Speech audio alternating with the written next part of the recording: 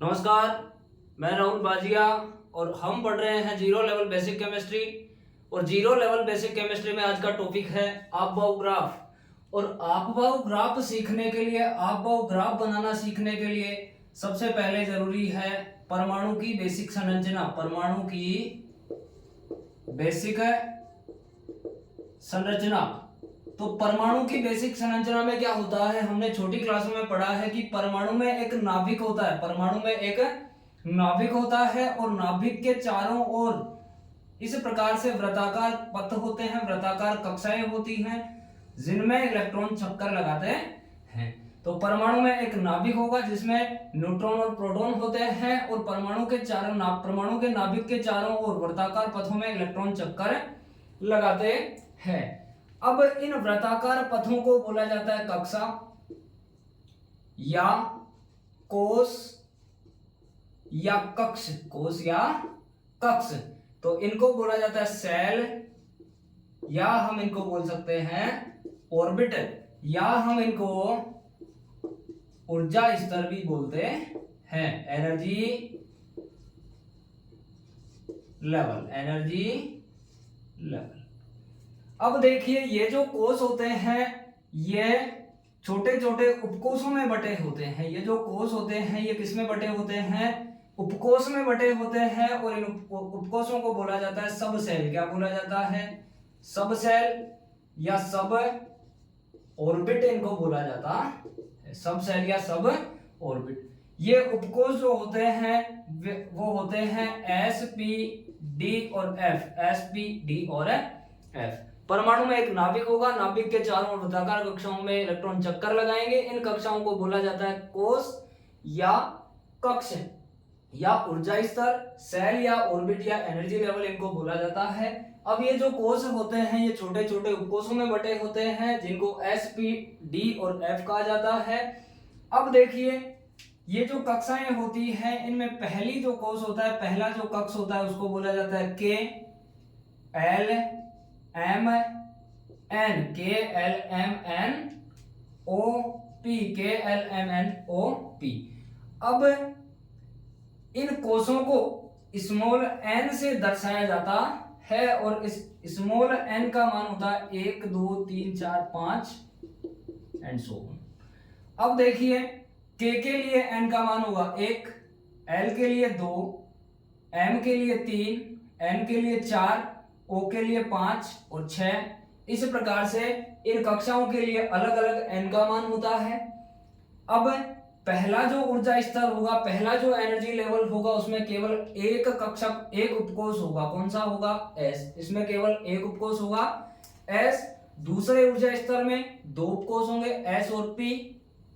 तीसरे में 3 उपकोष होंगे, एस, पी, डी। चौथे में S, P, D, F, S, P, D, F. पांचवें में एस, पी, डी, एफ, जी। जी तक अब तक हमने कोई तत्व खोजा नहीं है तो हम पढ़ेंगे एफ तक। इसके बाद छठवें में भी एस, पी, डी, एफ। सातवें में एस, पी, डी, एफ। अब देखिए, ये पहले कोष का उपकोष है, ये पहले कोष का उपकोष है। इसके लिए तो ये कौन सा होगा, 1s होगा। ये दूसरे कोष का उपकोष है तो ये 2s होगा, 2p होगा। ये 3s, 3p, 3d होगा। ये सारे 4s, 4p, 4d, 4f होंगे। ये 5s, 5p, 5d, 5f, 6s, 6p, 6d, 6f, 7s, 7p, 7d, 7f। अब परमाणु में इन उपकोषों का क्रम क्या होता है, अब परमाणु में इन उपकोषों का क्रम क्या होता है तो देखिए, नाभिक से शुरुआत करिए, नाभिक के प्रथम कोष से, नाभिक के बाद प्रथम कोष से या फर्स्ट सेल से शुरुआत करिए। तो पहले कौन सा आएगा, 1s आएगा। उपकोषों का क्रम, किसका क्रम, उपकोषों का क्रम। तो सबसे पहले कौन सा आएगा, 1s आएगा। 1s के बाद 2s, 2p, 3s, 3p, 4s, 4p, 3s, 3p, 3d, 3s, 3p, 3d, 4s, 4p, 4d 4f 5s 5p 5d 5f 6s 6p 6d 6f 7s 7p 7d 7f। अब ये तो है उपकोषों का क्रम, लेकिन इनमें इलेक्ट्रॉन भरने का क्रम, इनकी ऊर्जा का, इनका बढ़ते क्रम में इनकी ऊर्जा का क्रम क्या होगा? तो क्या हम कह सकते हैं क्या 1s 2s 2p 3s 3p 3d 3s 3p 3d 4s 4p 4d 4f 5s 5p 5d 5f। क्या इस प्रकार से होगा ये क्रम? तो आइए चेक करते हैं किससे? आबवाऊ ग्राफ से। तो हम सीख रहे हैं आबवाऊ ग्राफ बनाना। अब कॉपी और पेन उठाइए और जैसे जैसे मैं बनाऊं वैसे वैसे बनाते जाइए।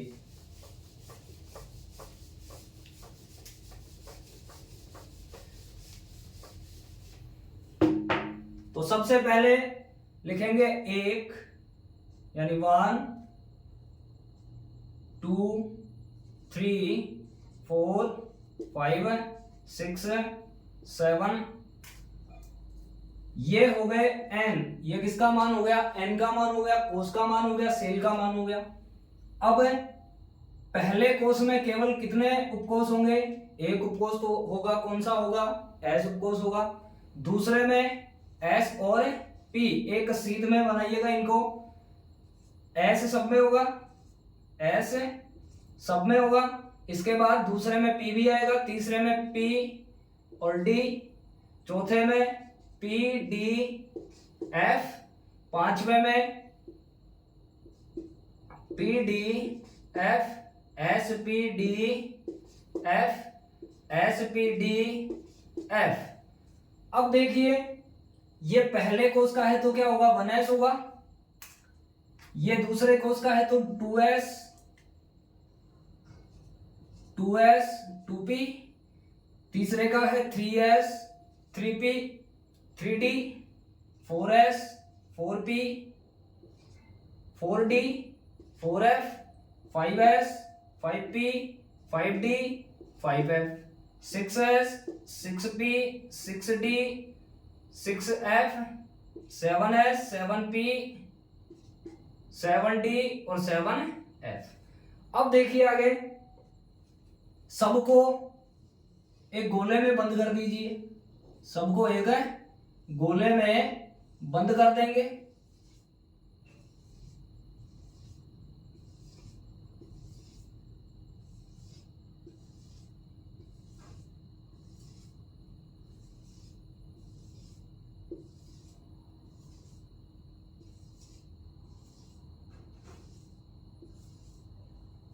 हो गया। अब यहां तक करने के बाद क्या करेंगे? P और S को 2p और 3s को मिलाएंगे, 2p और 3s को मिलाएंगे और इसी के पैरेलल बाकी उपकोषों को भी, इसी के समांतर हम बाकी उपकोषों को भी मिलाते जाएंगे। तो 3p को 4s से मिला देंगे, 3d को 4p और 5s से मिला देंगे, 4d को 5p और 6s से मिला देंगे, 4f को 5d 6p और 7s से मिला देंगे, 5f को 6d और 7p से मिला देंगे, 6f को 7d से मिला देंगे और ये हो जाएगा। तो देखिए अब इनमें इलेक्ट्रॉन भरने का क्रम क्या होगा? अब हम क्या करेंगे? एक तरफ तीर का निशान बनाएंगे, एक तरफ क्या बनाएंगे? तीर का निशान बनाएंगे।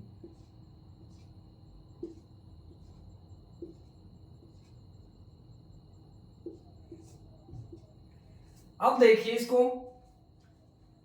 ये है उपकोषों में इलेक्ट्रॉन भरने का क्रम या उपकोषों की ऊर्जा का, उपकोषों की ऊर्जा का कौन सा क्रम?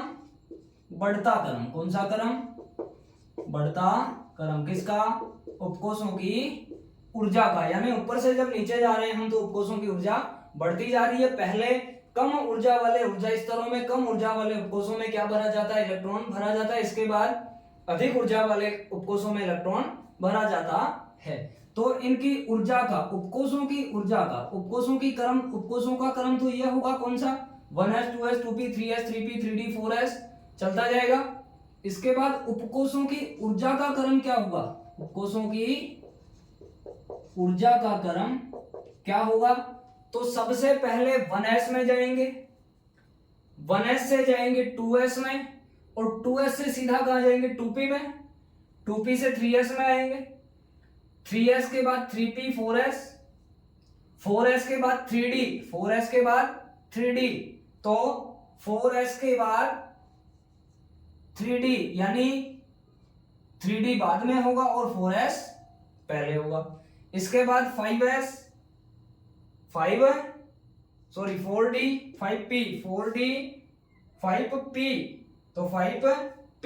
अब देखिए इनकी ऊर्जा का क्रम क्या होगा, सबसे पहले कौन आएगा, 1s आएगा। 1s से ज्यादा ऊर्जा किसकी होगी, 2s की, 2s के बाद 2p 3d 4s 2p 1s 2s 2p 3s 3p 3p 4s 3s 3p 4s 3d 4p 5s के बाद 4d 5p 5p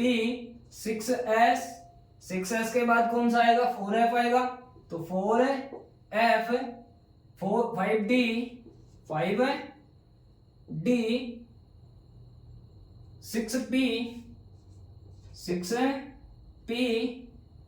6p के बाद आएगा 7s के बाद 5f 6d 7p 6f 7d 6f 7d और 7f। तो ये जो क्रम होगा ये हमारा सही होगा, जबकि ये क्रम हमारा क्या हो जाएगा, गलत हो जाएगा।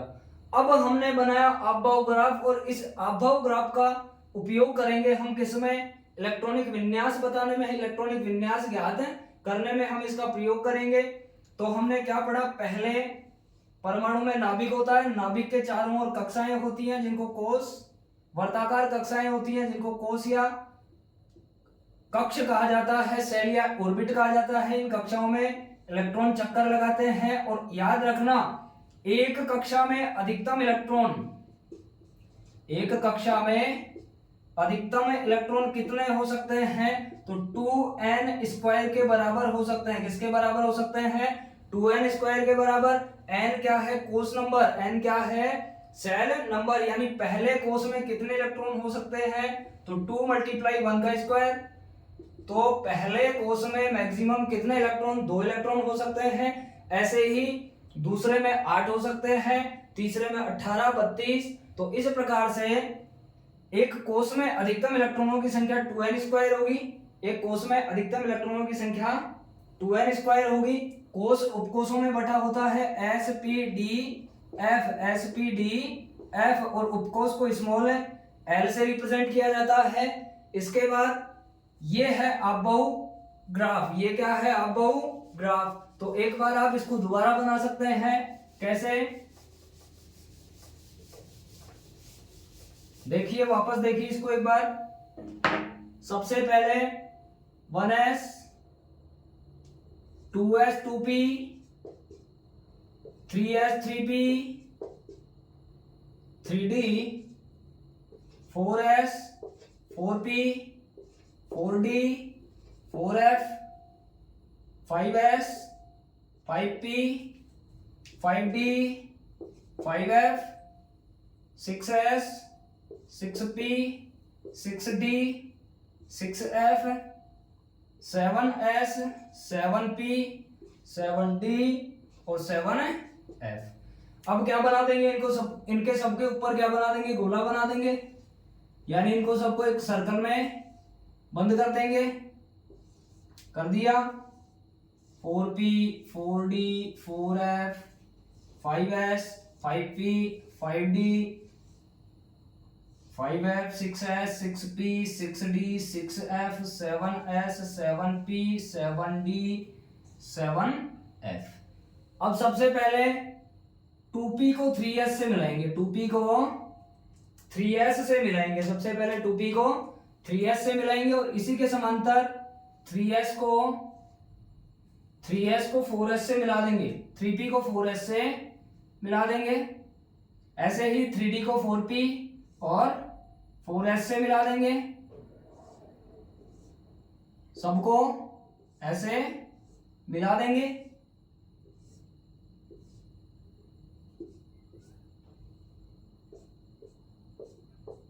अब एक तरफ क्या बना देंगे, तीर का निशान बना देंगे,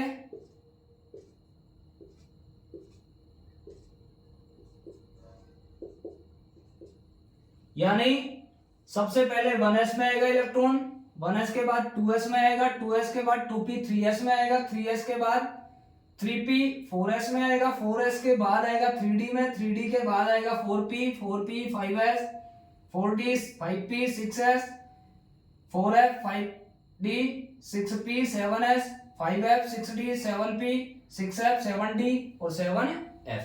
तो ये हुआ हमारा अफबाऊ ग्राफ। कौन सा ग्राफ है, अफबाऊ ग्राफ, जिसका प्रयोग करेंगे हम किसमें, इलेक्ट्रॉनिक विन्यास ज्ञात करने में, इलेक्ट्रॉनिक कॉन्फ़िगरेशन में, इलेक्ट्रॉनिक कॉन्फ़िगरेशन में, इलेक्ट्रॉनिक विन्यास में हम इसका उपयोग करेंगे। तो आज की बातें यहीं समाप्त होती हैं, मिलते हैं अगली क्लास में, तब तक के लिए थैंक यू वेरी मच।